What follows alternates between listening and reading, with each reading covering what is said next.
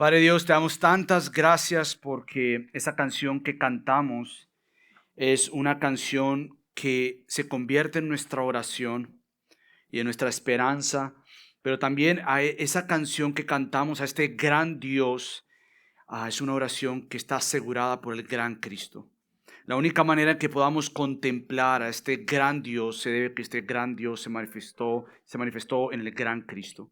Y es por eso, ahora mediante el Espíritu Santo, cual cantamos sobre la Trinidad, es ahora el Espíritu Santo que nos recuerda, nos enseña, nos guía sobre todo aquello lo cual tú nos has enseñado en tu palabra.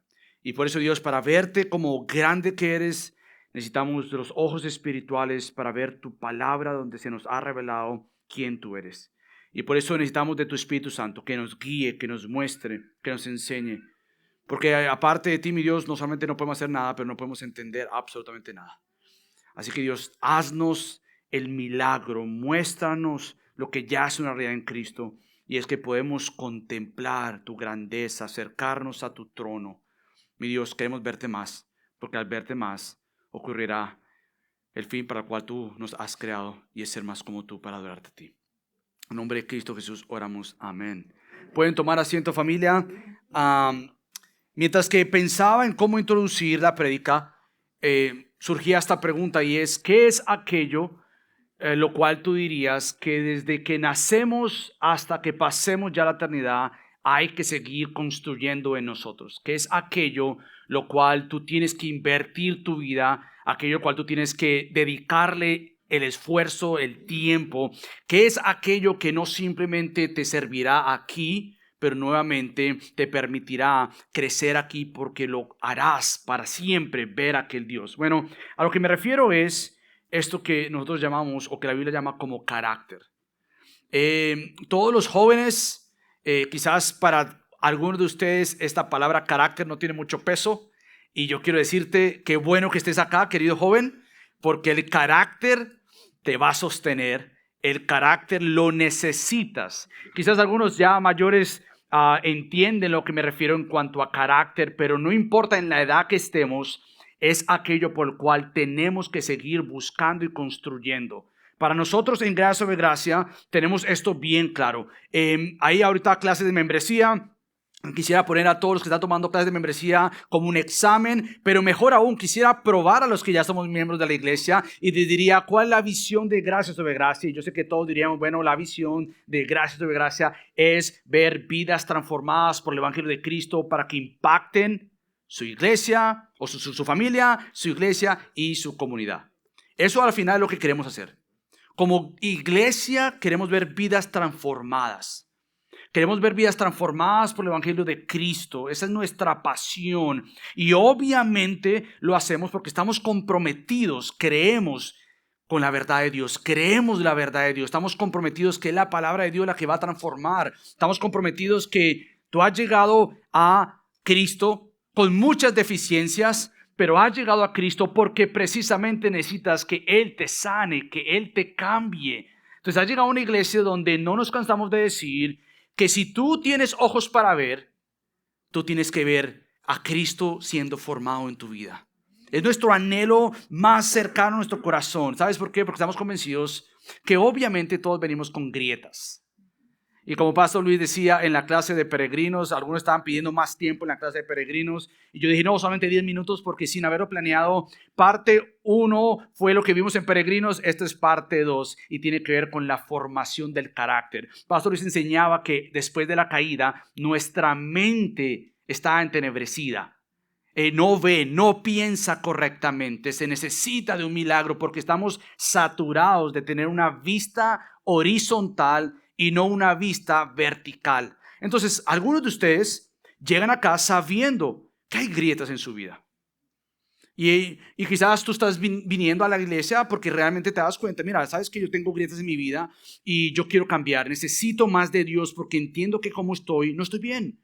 Qué bendición que estés acá, porque nuevamente Dios quiere sanarte. Hay algunos que quizás vienen acá y dicen: no, pastor, yo no tengo grietas, yo tengo simplemente algunas fisuras, algunas cosas que yo puedo solucionar por mi propia cuenta. Y queremos decirte: no es así.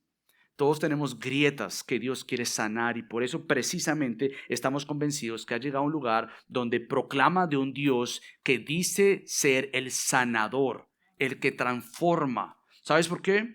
Porque hablando del Evangelio, el apóstol Pablo en 2 Corintios capítulo 4, versículo 7, él dice, tenemos este tesoro, en un contexto del Evangelio, la gloria de Dios en Cristo, tenemos este tesoro en vasos de barro. Ese eres tú, ese soy yo. Y estos vasos de barro no son perfectos. Estos vasos de barro ya no están completamente o no están completamente definidos, bien bonitos, bien presentados. Estos vasos de barro tienen grietas. ¿Y por qué tienen grietas? Bueno, para que la extraordinaria grandeza del poder sea de Dios y no de nosotros. Entre más veas tus grietas, entre más veas tus debilidades, entre más te veas ante este gran Dios, más vas a depender del único poderoso y este Dios. Por ende, creemos que obviamente Dios está en la gran tarea de reformar la imagen de Dios en nuestra vida. Él está en la tarea de transformarnos, de formarnos. ¿Por qué? Bueno, porque se supone que Él nos está formando hasta que lleguemos a ser personas maduras, dice el apóstol Pablo en Efesios, a la medida de la estatura, de la plenitud, no del que está al frente de ti, ni el que está atrás, ni el que está al lado, a la plenitud de Cristo. Entonces, desde esta distancia viendo a Cristo, yo creo que no hay ninguno aquí, espero yo, que seamos honestos lo suficientes, no comparándonos con el vecino, pero con Cristo y decir, mira, hay cosas que yo tengo que trabajar en mi vida. Hay áreas en mi vida que yo quiero venir ante Dios para que Él siga formándome. Entonces, nuevamente, en Gracia sobre Gracia estamos comprometidos con discipular 3 áreas de todo creyente. Estas 3 áreas son vitales. Le llamo las 3 Cs. Estas 3 Cs son carácter. Esta otra C es convicción bíblica, lo que tú crees. Y lo otro es la competencia, lo que estás haciendo. Ahora bien, estas 3 son vitales, pero hay un orden en estas. Este orden comienza con carácter, porque del carácter fluye lo demás. Fluye la manera en que tú piensas en cuanto a Dios y fluye nuevamente la manera en cómo sirves a Dios. Entonces esta mañana, los versículos que nos tocan en Proverbios capítulo 17, del 1 al 15, van a hablar del carácter formado. Y yo quisiera invitarte, vamos a ver el carácter de diferentes ángulos. Y yo quisiera animarte a que tú estés pendiente, mirando. Quizás los ejemplos que Salomón nos va a mostrar, tú dices, no, eso no lucho yo con eso. ¿Pero con qué luchas? Porque parte de crecer a la estatura del varón perfecto es que el carácter suyo cada vez más sea moldeado en el tuyo. Es decir, que tu carácter sea transformado cada vez más a la imagen de este Cristo perfecto. Entonces vamos a ver este carácter formado en 3 partes. Vamos a ver los versículos del 1 al 6. Vamos a ver que este carácter tiene que estar bien plantado. Y vamos a comenzar con esto, un carácter bien plantado. Después ya vamos a ver que este carácter bien plantado, vamos a ver en el versículo del 7 al 9, que este carácter bien plantado es un carácter que es probado. Un carácter bien plantado, bien cimentado, como voy a explicar, es un carácter que Dios va a probar. Pero ya los versículos del 10 al 15 para terminar, vamos a ver que este carácter bien plantado, que este carácter es probado, ese carácter va a ser practicado. Y nuevamente, esas áreas que voy a mencionar o que Salomón menciona, yo quiero que tú lo veas. Y no quiero perderte, yo quiero que tú salgas de acá con la pregunta del millón y es, Señor, ¿qué área de mi vida tú quieres formar? Porque del carácter el cual yo digo tener, nuevamente es vital, porque la diferencia entre el carácter y la reputación es crucial. No te estoy diciendo qué piensa la gente de ti. Eso no es lo que vamos a estar hablando esta mañana. Si tú sales de aquí diciendo, no, yo creo que estoy bien. ¿Por qué? Porque yo creo que la gente piensa bien de mí. Equivocación, eso es reputación. Yo quiero que salgamos de acá con Dios en mente, como Pastor Luis enseñaba, con una vista en lo vertical. ¿Qué dice Dios de mí? ¿Qué dice Él de mí? Yo quiero eso más que el aplauso de la gente. Que salgamos de acá diciendo, ok, Señor, está bien, yo quiero tener un encuentro contigo.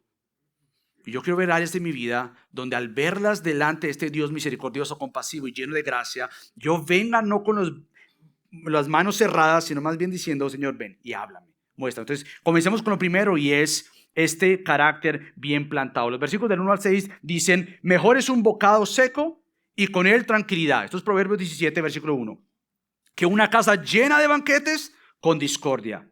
El siervo prudente prevalecerá sobre el hijo sin honra, y con los hermanos participará de la herencia.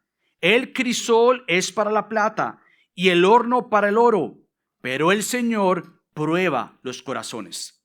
El malhechor escucha los labios perversos. El mentiroso presta atención a la lengua detractora. El que se burla del pobre afrenta a su hacedor. El que se regocija de la desgracia no quedará sin castigo. Corona de los ancianos son los nietos, y la gloria de los hijos son sus padres. Quedémonos hasta aquí, aunque vamos hasta el versículo 15. Veamos este primer punto, y es lo que yo titulo el carácter bien plantado. Cuando hablo del carácter bien plantado, estoy teniendo en mente el carácter bíblico que Dios quiere formar en cada uno de nosotros. Este carácter bíblico, tengo en mente, no es un carácter superficial, no es un carácter pasajero. No es un carácter ni siquiera de época o de diferentes etapas en la vida. Es un carácter duradero, es un carácter que es fuerte. Es un carácter como uno de los árboles míos favoritos, el oak tree. O lo tuve que buscar en español, se llama el árbol, por lo menos lo que encontré, de roble o el árbol roble. Ese árbol se conoce por tener raíces profundas. Es un árbol bien grande, bien fuerte. Tan situado está a sus raíces que puede resistir vientos y tormentas. Ese es el tipo de carácter que vamos a ver a lo largo de estos versículos que Dios está queriendo formar en nosotros. Un tipo de carácter que va a ser nuevamente probado, va a ser y tener que ser practicado, pero es un carácter que está formado, cimentado, arraigado en precisamente la palabra de nuestro buen Dios. Este tipo de carácter que estamos tratando de hablar es un carácter que se forma para crecer. Ese carácter no surge de la noche a la mañana.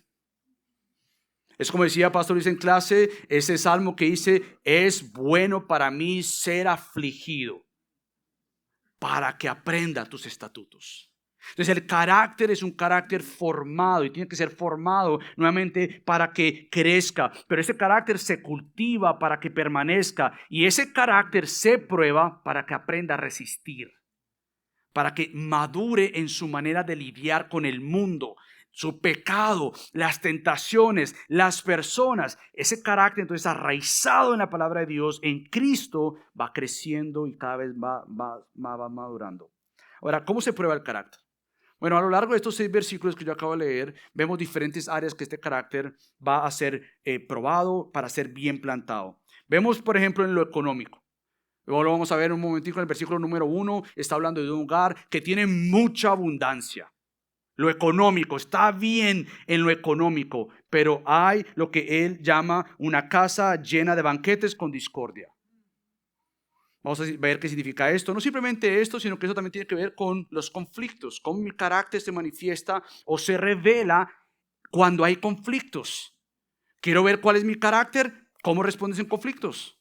Te va a dar una idea clara de quién tú eres. No lo que tú dices de sí mismo, sino lo que tu propia evidencia en el conflicto va a demostrar quién tú eres. En la prudencia vamos a ver cómo trabajo, cómo me esfuerzo, el carácter de una ética laboral vamos a ver, porque hay un siervo que trabaja mejor que el mismo hijo, pero el hijo espera algo que no va a llegar. Está falto de prudencia. También vamos a ver a los versículos del 1 al 6, no simplemente es de prudencia, de trabajo esforzado, pero también tiene que ver con lo que yo escucho y lo que yo digo. Porque vamos a ver más adelante cómo eso del malhechor escucha los labios perversos y el mentiroso presta atención a la lengua que dice ahí detractora.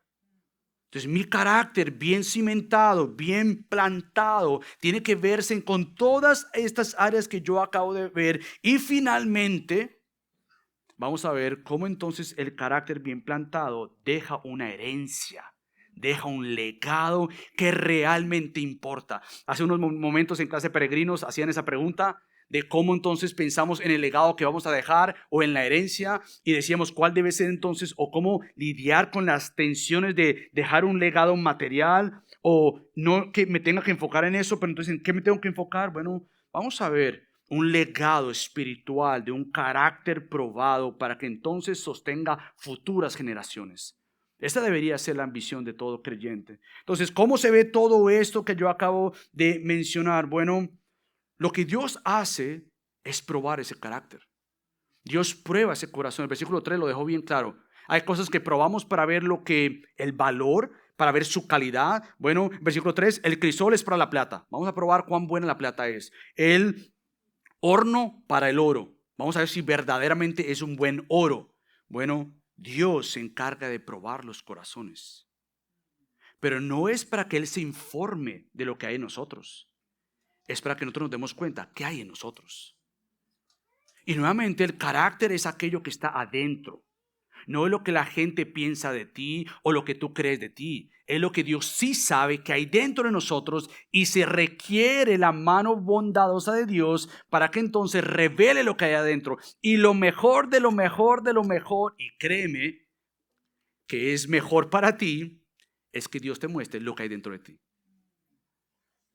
Yo sé que a veces nos da miedo saber qué hay adentro y mejor lo ignoramos, pero lo mejor que te puede pasar es tener un encuentro con la santidad de Dios que te permita ver lo que hay en tu corazón. Porque nuevamente entonces el foco va a ser vertical y no tanto horizontal. Entonces vamos a ver cómo esto se ve. Bueno, primero que todo, esto se ve en que hay muchas casas con comida en la mesa. Hay neveras llenas, hay bancos llenos. Pero no necesariamente significa que una casa con esto lleno esté llena de Dios. Y lo que nuevamente el proverbio nos dice, que lo que hace que un hogar esté bien cimentado, bien sólido, con un futuro en adelante y con un legado para siempre, no es con cuánta cantidad de bienes materiales tiene, más bien cuánto se pesa el bien espiritual de esa casa. Muchas veces, y lo hemos visto, que las personas se enfocan en crecer sus bienes materiales. Y no está mal en trabajar, porque nuevamente lo vamos a ver, está mal el perezoso, está mal el que no planea, está mal que maneja malas finanzas, pero debe haber este equilibrio en nuestras vidas.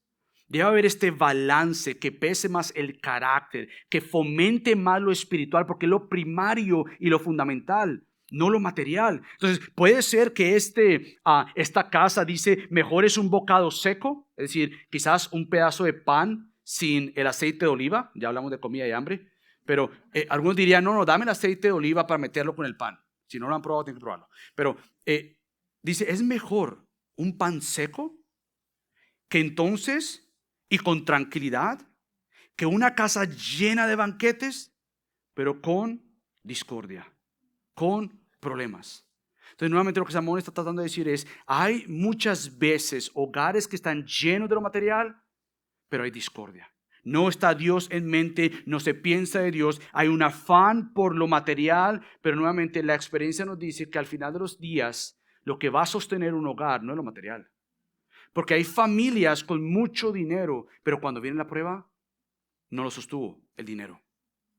No estoy diciendo que está mal trabajar o querer mejorar. Estoy diciendo que tienes que mirar si el carácter del cual estás queriendo formar se debe nuevamente por lo material o por lo espiritual. Para darte un ejemplo de lo serio que es cómo construir nuestra vida, nuestra familia bajo un carácter de Cristo, yo quiero que tú escuches a Cristo. Y yo quiero que vayamos a Mateo. Ve conmigo a Mateo porque mientras que me preparaba, vino Mateo, un texto que todos conocemos. Mateo 7, y yo quiero leer del versículo 24 al 27. Yo sé que cuando lo lea o cuando lo veas en la pantalla vas a decir, por supuesto, yo conozco ese texto. Fíjate lo que dice Cristo. Por tanto, cualquiera que oye estas palabras mías y las pone en práctica, será semejante, Mateo 7:24, será semejante a un hombre sabio que edificó su casa sobre la roca. Y cayó la lluvia, vinieron los torrentes, soplaron los vientos y azotaron aquella casa, pero no se cayó, porque había sido fundada sobre la roca. Todo el que oye estas palabras mías y no las pone en práctica será semejante a un hombre insensato. Y son palabras que Salomón usa. Insensato, que edificó su casa sobre la arena y cayó la lluvia, vinieron los torrentes, soplaron los vientos y azotaron aquella casa y cayó. Y grande fue su destrucción. Ahora, ¿qué es lo que vemos en estos dos hombres? Bueno, estos dos hombres se esforzaron porque los dos edificaron. No fue que uno edificó y el otro se quedó, yo no voy a hacer nada. No, el otro fue diligente, podríamos decir. Construyó. La gran diferencia no es que uno se esforzó y el otro no se esforzó. es que lo que determina su esfuerzo es el resultado de lo que pasó y dónde fue su casa construida. Uno construyó sobre la roca, ambos se esforzaron, uno construyó sobre la roca, pero cuando vinieron las pruebas, cuando vino la tormenta, cuando vino las dificultades, cuando vino el carácter a ser probado, uno entonces salió diciendo que la casa se mantuvo, no porque no hubo tormentas. La casa se preservó, se cuidó, se edificó, creció, no porque la casa no tuvo pruebas. Porque si tú estamos tratando de construir familias sin pruebas, sabes que lo mejor es ya pasar a la presencia de Dios. Porque allá no habrán pruebas. Mientras que estemos de este lado, todos tendremos pruebas. De diferentes maneras, todo matrimonio tendrá pruebas. Ahora bien, estos matrimonios que construyeron, estas familias jóvenes construyendo su carácter desde ahora, como vamos a ver más adelante, construyendo su vida sobre la roca, cuando vinieron las pruebas, esta casa se estuvo firme, se mantuvo, no se cayó. Pero los otros que edificaron sobre la arena, cuando vino la lluvia, cuando vino la prueba, el resultado fue que esa se cayó y se destruyó en medio de la prueba. ¿Cuál es el punto entonces de Cristo y de Salomón hablando de en qué construimos nuestro hogar? ¿Dónde está cimentada nuestra vida? ¿Dónde está cimentada nuestra familia? Bueno, el punto es construir bien tu vida. Sé, obviamente, una persona que se dedique, que sea intencional, pero construye bien tu vida, porque si tu hogar y tu vida están sostenidos sobre la roca y puestos sobre la roca, vendrán pruebas, pero tu familia pasará por ellas sostenido en Cristo. Entonces el punto aquí es que todos tienen que crecer. Una de las cosas que estamos aprendiendo en Gracia por Gracia este año es que tenemos un lema y es mayordomía bíblica. Cuando hablamos de mayordomía bíblica estamos hablando de mayordomía personal, mayordomía familiar y mayordomía congregacional. Cuando hablamos de estos aspectos estamos diciendo que todo miembro de esta familia tiene que crecer en carácter. Todo miembro de esa familia. Comenzando, por ejemplo, desde el líder, el esposo, tenemos que crecer en nuestro carácter. No hay manera de liderar el barco si yo no estoy creciendo en carácter. Tarde o temprano me va a pasar factura. Y lo mejor, vuelvo y te digo a los jóvenes, es mejor antes de casarse, trabajar en el carácter, formar eso que nadie ve. Es lo mejor que puedes hacer, la mejor inversión de tu vida. No es que te va a ahorrar a problemas en la casa, porque tendrás problemas, pero sí te ahorrará muchos dolores con los problemas. Entonces, nuevamente, todo miembro de la familia tiene que crecer en su carácter, sea el padre o el esposo, y obviamente la socia, la ayuda idónea, aquella mujer, como hemos visto, aquella madre, y por supuesto, como vamos a ver, es importante instruir a los niños llegando a su corazón, llegando a esas áreas que ellos mismos desconocen y no ven, pero que Dios nos ha puesto ahí para ver, para ayudar, para decirle, mi amor, ten cuidado. Porque de no trabajar en esas áreas en tu carácter, nuevamente seguirás ofendiendo a Dios y destruirás tu vida y dañarás a otros a tu alrededor. Entonces buscamos nuevamente criar con sabiduría, ya que si no les instruimos para trabajar en el carácter, podremos llegar a ser como ese hijo sin honra que esperaba algo el cual él no trabajó. El versículo 2 es clave y es un ejemplo acá. Nuevamente el versículo 2 dice, el siervo prudente prevalecerá sobre el hijo sin honra. Se supone que el hijo con honra, esforzándose, recibiría una herencia. Pero que Salomón dice, ese hijo sin honra no recibirá absolutamente nada. Ese hijo sin honra no recibe nada, pero ese siervo prudente recibirá junto con los hermanos de aquel que murió la herencia. Pero ese hijo imprudente no recibirá absolutamente nada por su necedad y por no ser un trabajador. Hay muchas personas que tienen esta manera de pensar que ellos creen que merecen algo sin trabajar por eso, o asumen algo sin esforzarse por lograr lo que están asumiendo. Muchas personas como este hijo sin honra buscan algo sin ser personas prudentes y sin ser personas maduras que estén buscando entonces recibir por aquello por lo cual ellos están trabajando.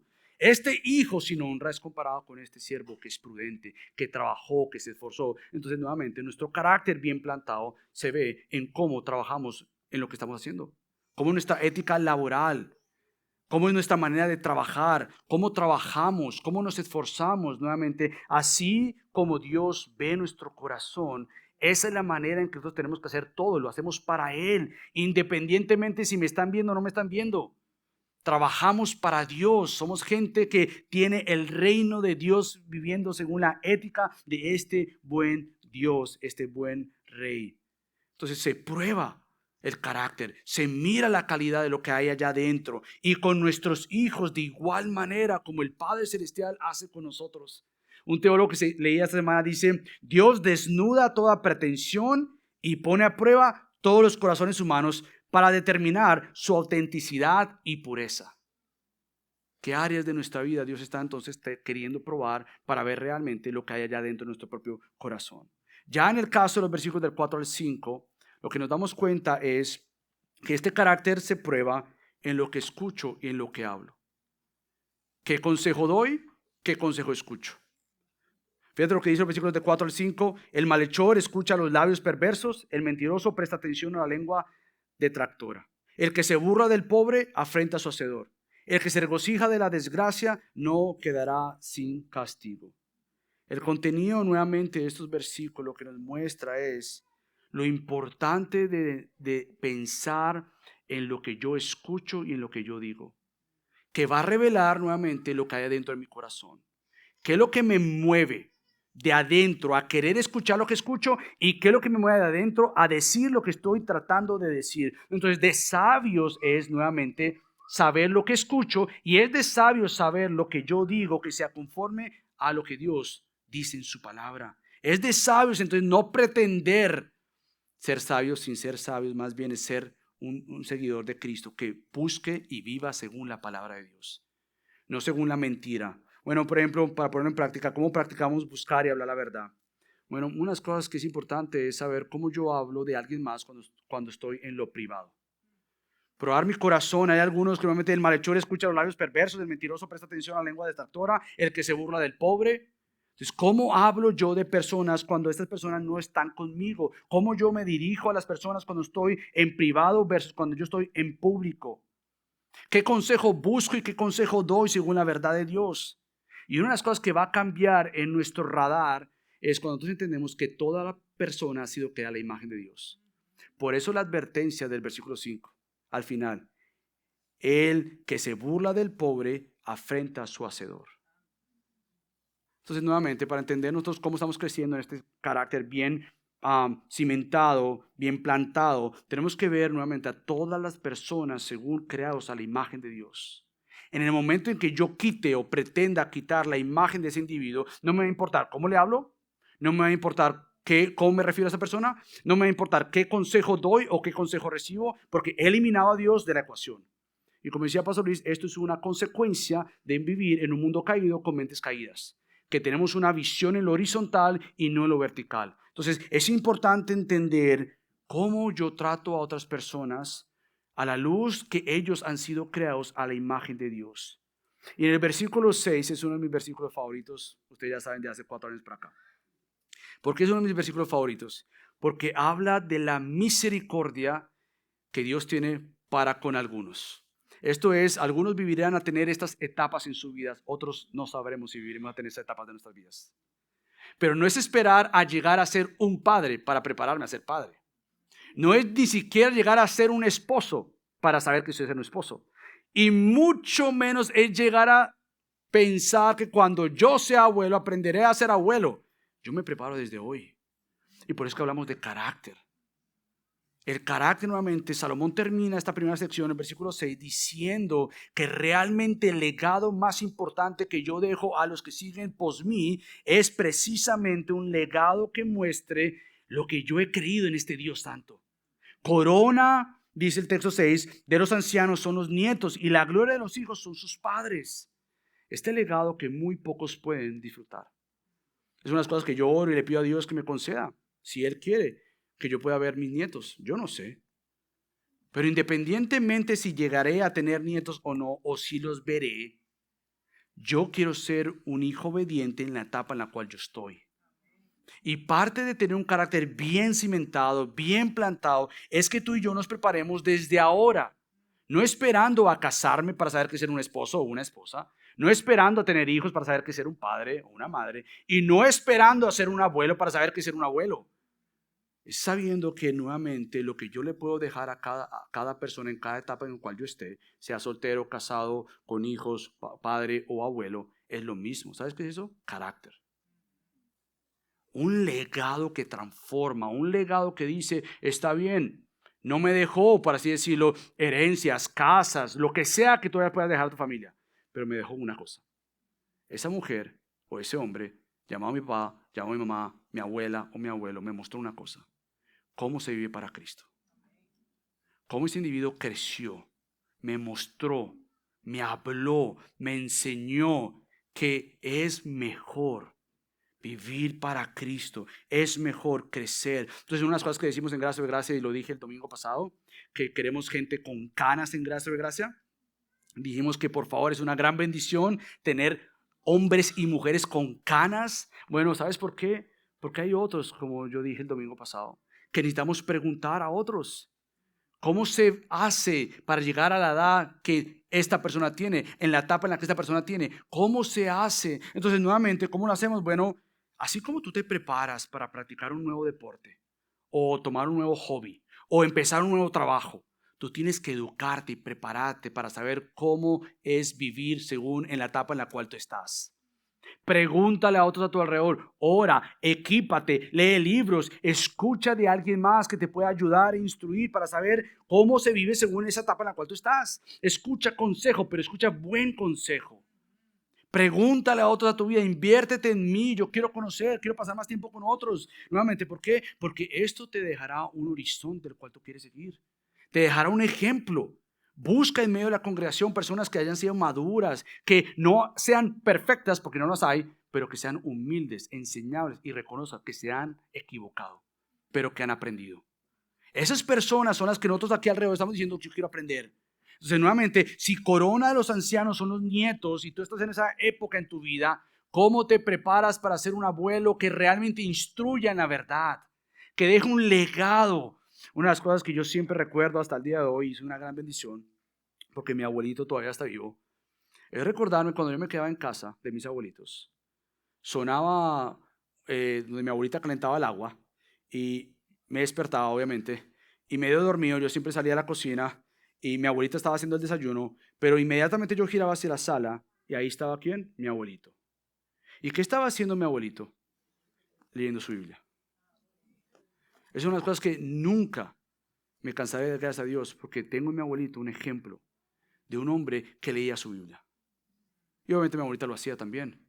Entonces, nuevamente, tú estás en la época, tú los puedes hacer lo que tú quieras, pero lo mejor que tú puedes hacer para con tus nietos es dejarles un legado que lo más importante es Dios. Si somos padres, igual manera, enseñarle a nuestros hijos que lo mejor de lo mejor en nuestras vidas es ser gente de carácter, gente que nuevamente en sus diferentes maneras de vivir honren a Dios, no con vidas perfectas, pero que sigan a Cristo. Entonces, parte de cimentar ese carácter en Dios es entender que Dios te da múltiples oportunidades, etapas en la vida para tú asegurarte que tu carácter esté bien cimentado, bien puesto ahí. ¿Por qué? Porque eventualmente ese carácter será probado. Los versículos del 7 al 9 dice: no convienen al necio las palabras elocuentes, mucho menos al príncipe los labios mentirosos. Talismán es el soborno a los ojos de su dueño. Donde quiera que se vuelva, prospera. El que cubre una falta busca afecto, pero el que repite el asunto separa a los mejores amigos.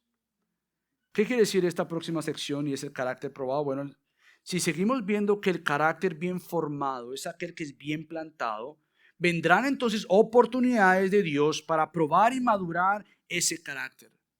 Por ejemplo, ¿cómo se ve la honestidad en lo que hacemos? Porque precisamente lo que nos damos cuenta en el versículo 7 y en adelante es que muchas veces las palabras que salen de los labios no son verdaderamente honestas. ¿Cómo se ve la honestidad en lo que hacemos? Y una de las cosas que debemos hacer es que nuevamente, según esta ética del reino, del evangelio de Dios, somos personas que estamos pos la verdad.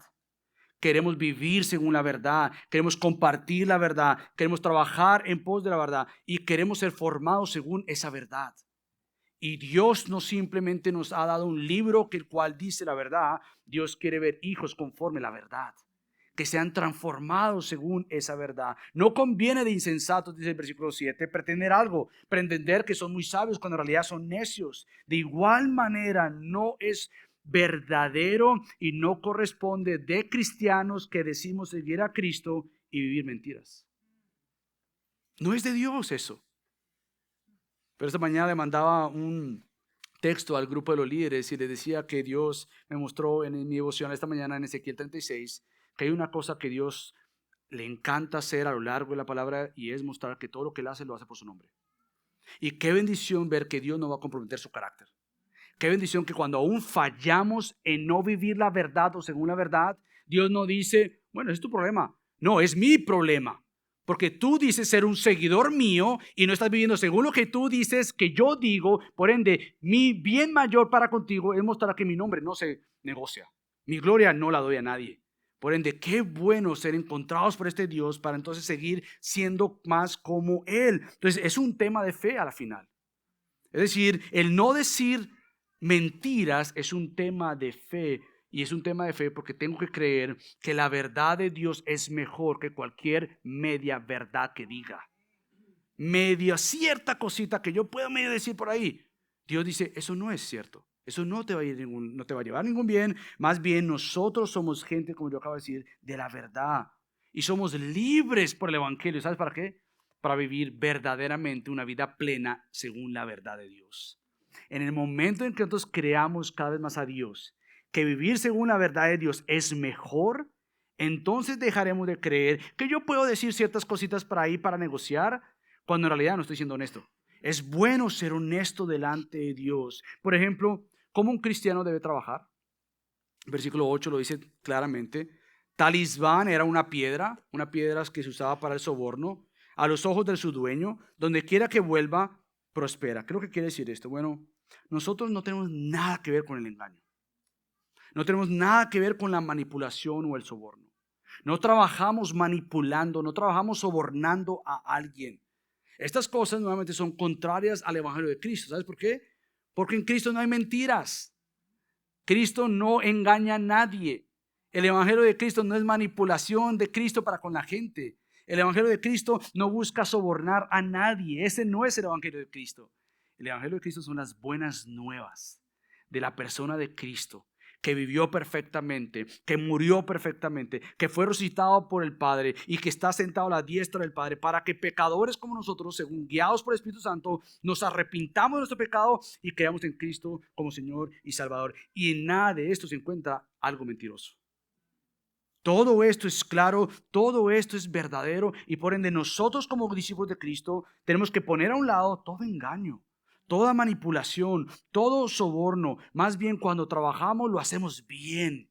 Cuando trabajamos tenemos que ser personas de ética, que ejecutamos las cosas que tenemos que hacer, apoyamos el desarrollo de otros porque precisamente es lo que Dios ha hecho con nosotros. Tú y yo no trabajamos para una persona, trabajamos para Dios. Y que nos ha puesto una persona como jefe. O en tu caso, te ha puesto como jefe. Pero tú tienes que vivir para Dios, sea como empleado o como jefe. Déjame leerte nuevamente algo. Quiero que tú lo escuches del apóstol Pablo en Colosenses.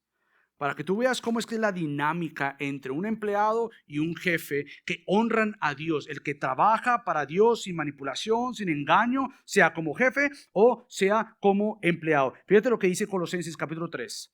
Versículo 22 en adelante. Dice el apóstol Pablo, siervos, estos son empleados, obedezcan en todo a sus amos en la tierra, no para ser vistos. Ahí está la reputación. Voy a trabajar para ser visto por la gente, reputación, olvídate de eso. No para agradar a los hombres, dice, sino con sinceridad de corazón, temiendo al Señor. Esa es la gran diferencia entre la reputación y el carácter. La reputación trabaja para ser visto por el hombre. La reputación trabaja para agradar al hombre. Pero el carácter trabaja para Dios porque teme a Dios. Esa es la gran diferencia. Así es como todo empleado debería trabajar. Yo no trabajo porque si me están viendo, yo no estoy trabajando para que me den más. Yo estoy trabajando para aquel que me ve y ese es Dios. Porque al final yo trabajo para Él. Ahora bien, ese es el empleado. ¿Qué tal el jefe? Bueno, quizás tú eres jefe. Quizás Dios te ha puesto en esa plataforma o en ese lugar. Todo lo que hagan háganlo de corazón, nuevamente, como para el Señor y no para los hombres, como que si ya no hubiese sido claro en los versículos anteriores, sabiendo que del Señor recibirán la recompensa de la herencia. Es a Cristo el Señor a quien sirven, porque el que procede con injusticia sufrirá las consecuencias del mal que ha cometido, y eso sin acepción de personas. Y ahora sigue, introduce amos o jefes. Traten con justicia y equidad a sus siervos, sabiendo que ustedes también tienen un Señor en el cielo. Entonces, ¿cómo es que se ve esta ética laboral que nuevamente el versículo 8 está diciendo? Talismán es el soborno a los ojos de su dueño. ¿Cómo es que se ve esto? Bueno, no sobornando a nadie, sino nuevamente con una ética del cielo, con una ética del reino, porque nuevamente estamos trabajando para Dios. Y este elemento crítico, tanto en el carácter como en cualquier otra relación que tengamos, sea nuestra familia, también tiene que ver con el tema de lo que hablamos. En otras palabras, con lo que conversamos con otros. En otras palabras, el chisme. Fíjate el versículo 9. El que cubre una falta busca afecto, pero el que repite el asunto separa a los mejores amigos. Nuevamente, el versículo 9 nos da la manera de amar a un amigo y nos da la manera de separar a los amigos. ¿Cómo se ve esto? Bueno, hay conversaciones que uno tiene con personas, las cuales nuevamente se quedan en las personas. Hay cosas que uno perdona y se queda perdonado. Pero no es de sabios nuevamente que me cuenten algo y yo lo ande diciendo. Y no es de sabios que alguien me pidió perdón y yo lo ande contando. Porque nuevamente el versículo 9 es clave. El versículo 9 se tiene que entender junto con el capítulo 3, que la semana pasada yo pasé de manera rápida en el versículo 28, que dice, el hombre perverso provoca pleitos y el chismoso separa a los mejores amigos. Obviamente que la línea del chisme, de lo que se dice y lo que no se dice, es tan fina, porque nuevamente no es de sabios encubrir el pecado de alguien más. Eso no es lo que estamos diciendo. Esto es cómo se debe tratar el asunto. No es nuevamente pon el pecado tuyo de alguien más debajo del carpet, como se dice, debajo de alfombra. Eso no es lo que Dios dice. Porque para eso Cristo fue colgado públicamente por nuestros pecados. La gran diferencia es cómo yo lidio con el pecado de alguien más. Cómo yo trato el pecado de alguien más. Cómo trato si alguien viene a decirme algo. Cómo yo lo manejo. Cómo yo busco consejo de manera sabia, de manera prudente, porque nuevamente hay amistades que se van a separar por chismes y se harán mucho daño al repetir el asunto, el cual ya se cubrió. Ya se cubrió uno por Cristo y porque hubo un perdón genuino, un arrepentimiento genuino, ya se cubrió ese asunto. Entre nosotros tenemos que cuidarnos en gracia y gracia. Nuevamente, una de las cosas que han dividido a cientos de iglesias es no ser prudentes con lo que se nos dice. Es supuestamente pedir oración por fulanito de tal cuando estoy ventilando todo lo que fulanito de tal me contó. Las personas que muchas no vienen a consejería o a discipulado, ¿saben? Una de las razones por las cuales es porque yo conté tal y tal cosa y después se hizo público lo que yo había hecho. Y tristemente eso daña. Más bien nosotros queremos fomentar en nosotros sabiduría para enfrentar precisamente estas cosas. ¿Cómo manejamos lo que otros nos están confiando? Hace poco, esta semana, tuve una conversación con mis hijos en el carro mientras que íbamos al colegio y les decía, mis amores, ustedes tienen que ser personas que inviten que otros les digan las cosas. Pero también tienen que ser prudentes, no hagan preguntas de más. No tienes que averiguar la vida de otros. Si no te lo han dicho, no preguntes. Ahórrate eso. Y si alguien te dice más sobre alguien más, tú dices, ¿sabes qué? Espérate, ¿por qué no te dirigiste a esa persona? Mis amores, sean personas que la gente cuando sepa que les van a decir algo a ustedes, la gente sabe que es entre ustedes y ellos. Entonces sean personas que sepan escuchar, que sepan decir lo que van a decir. Sean personas que no averigüen de más. Este carácter probado entonces hará que otras personas confíen más en ustedes al saber que son personas que escuchan, ayudan, aconsejan, velan y realmente saben que es un asunto que ustedes no van a estar ventilando con otros. Porque precisamente el que repite el asunto separa a los mejores amigos, el chismoso separa a los mejores amigos. Y nosotros no estamos en la tarea de separación. Nosotros estamos en la tarea del reino de Dios. es reconciliación, es esta construcción de familias, de amistades que sean puentes, que ayuden a otros. No somos instrumentos del reino de la oscuridad, somos instrumentos del reino de luz, y este es el reino de Cristo. Somos personas entonces que trabajamos esforzadamente. ¿Por qué? Por formación, por edificación, por transformación, porque realmente entre nosotros se construyen amistades reales, profundas, no amistades superficiales, que mejor yo no digo lo que estoy pasando. Más bien amistades de peso, rendición de cuentas, de personas que te conozcan hasta lo más secreto y que te amen y te digan, estás mal, pero vamos a crecer.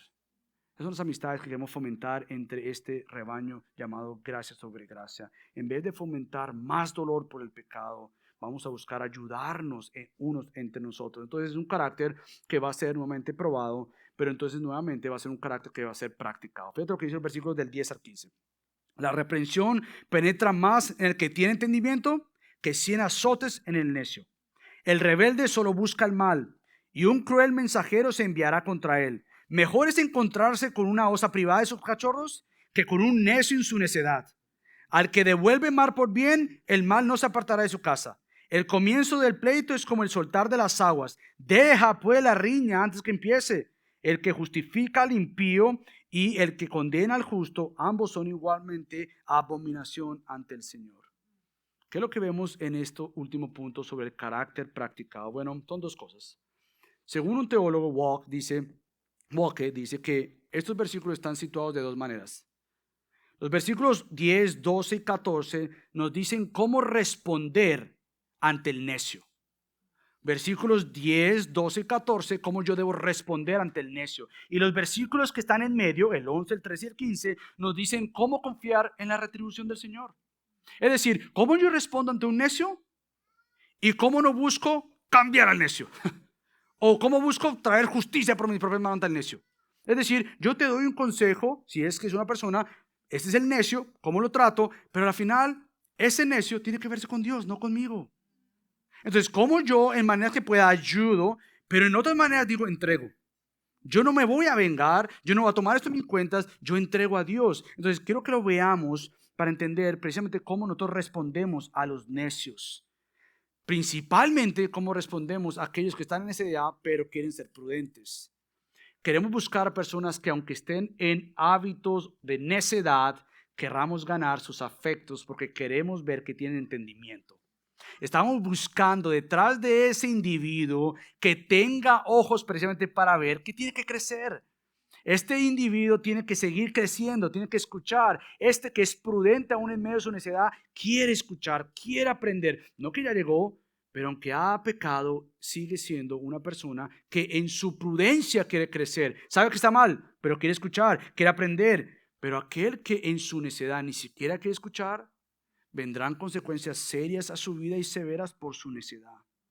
El carácter entonces en este caso se ve y se forma desde adentro. Es el que es profundo, es el que penetra el core, como se dice, del ser humano. Por eso el sabio que reprende al sabio va a ganar el corazón de ese sabio. Aunque sea sabio y está siendo un necio o un pecador o está teniendo áreas en su vida que tiene que cambiar, este necio en sabiduría responde. Responde a la invitación de cambiar, responde a la invitación de exhortación, responde al decir, mejor nuevamente, es la reprensión penetra hasta más en el que tiene entendimiento, que hay una reprensión, hay que reprender.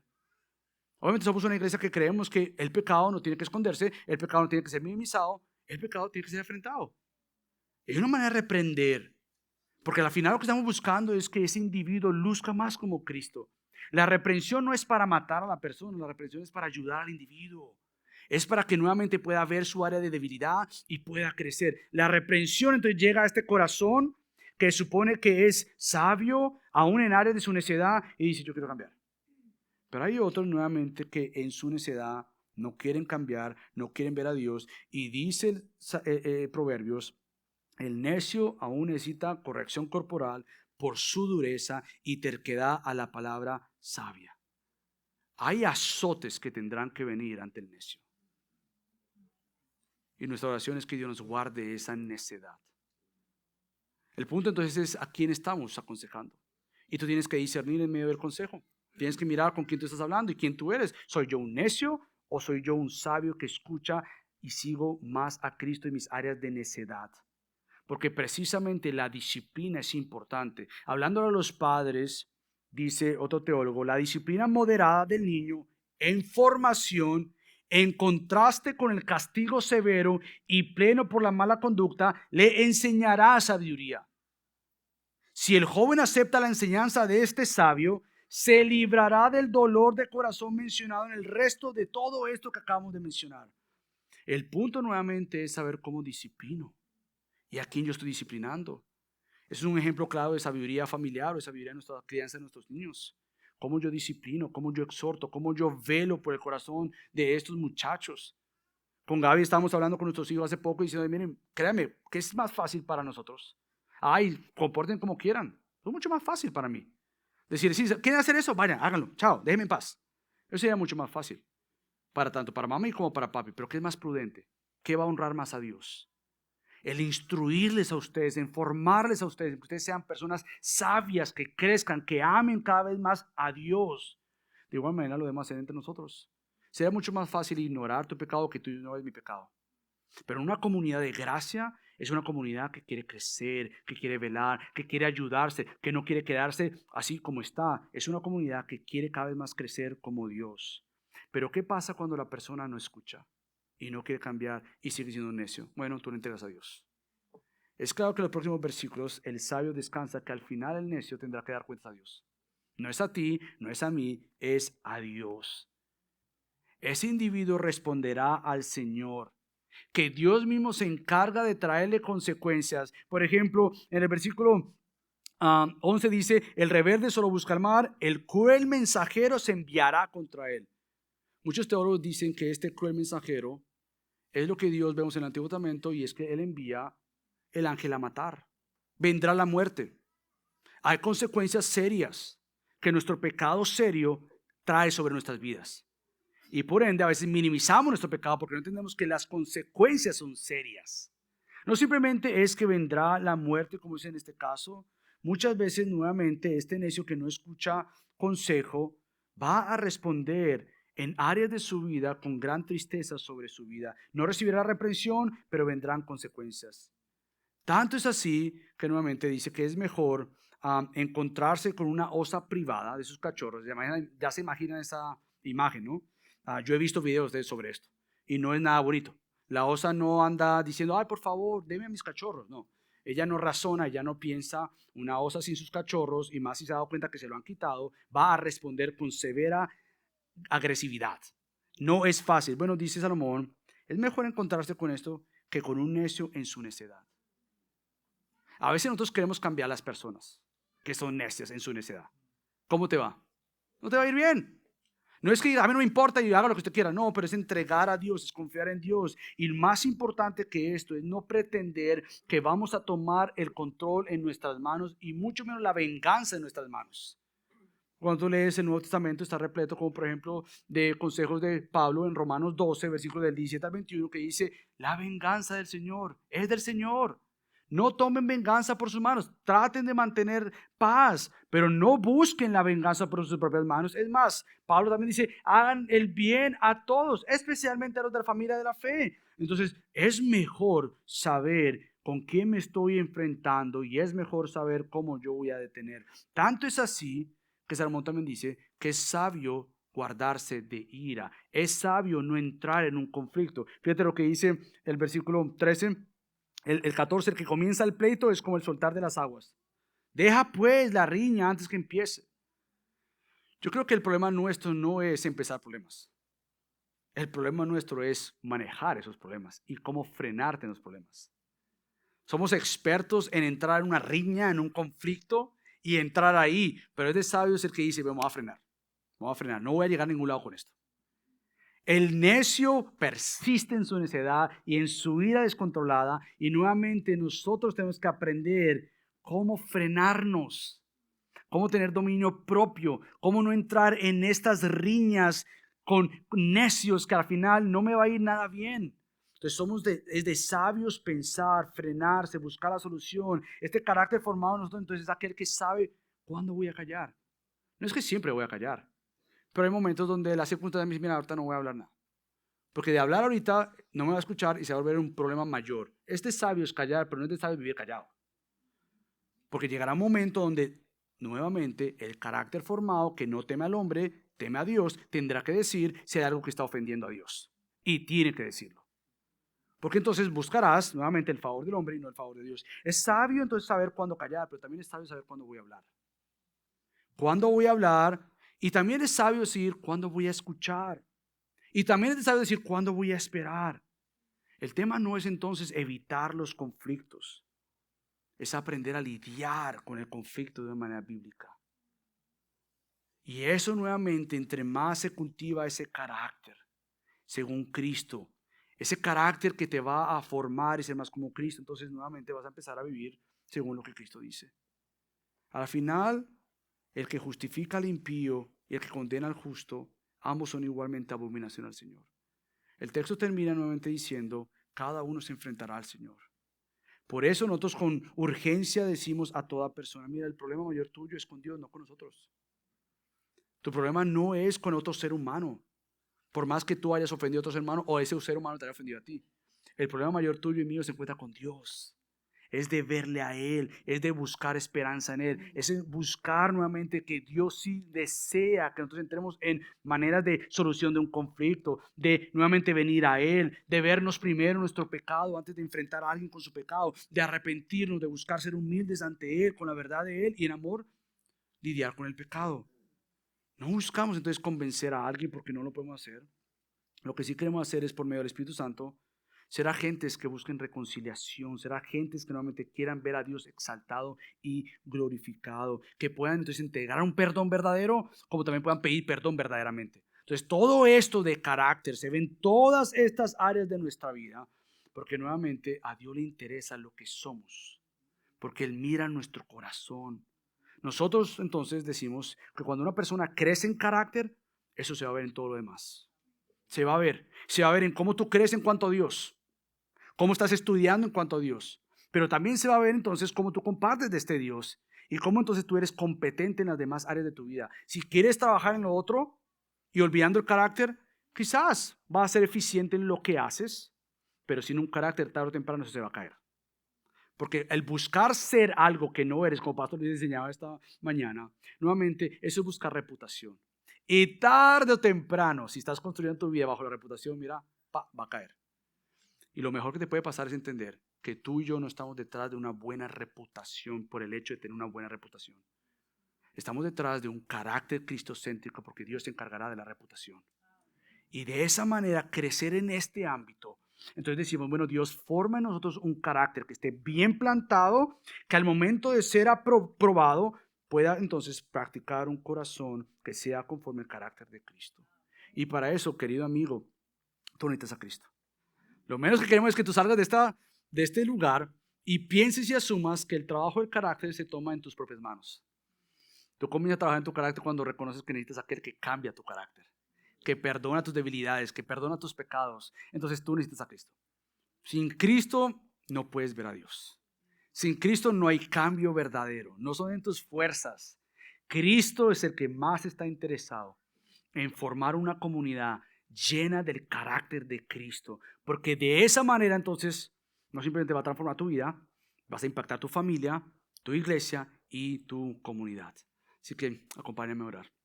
Mi Dios, te damos tantas gracias por esta mañana, ya esta tarde. Mi Dios, nuestra oración como iglesia local es seguir creciendo en esto que tú has llamado carácter. Aquello que está bien adentro de nuestro corazón. En esas áreas, mi Dios, que ignoramos, que tú no ignoras. Nosotros, Señor, queremos tener ojos para ver lo que tú ves y el hombre ignora. Tú miras el corazón, nosotros miramos apariencias. Y por ende, mi Dios, queremos que nuestra vista sea como la vista tuya, mi Dios. Que con compasión y con misericordia nos mira a nosotros para nuevamente acercarse a nosotros y cambiarnos. Mi Dios, queremos ser igual aquí en esta comunidad. Una comunidad que tiene tantas diferentes oportunidades de mostrar lo que hay adentro. Mi Dios, ayúdanos a tomar provecho de cada oportunidad para evaluar dónde estamos, para conocernos. Oh, mi Dios, te pedimos que tú, por favor, por tu gracia, sigas haciendo esta obra en nosotros. Confiamos en ti. Sigue formando tu iglesia según el Señor de la iglesia, Cristo. En el nombre de Cristo Jesús oramos. Amén.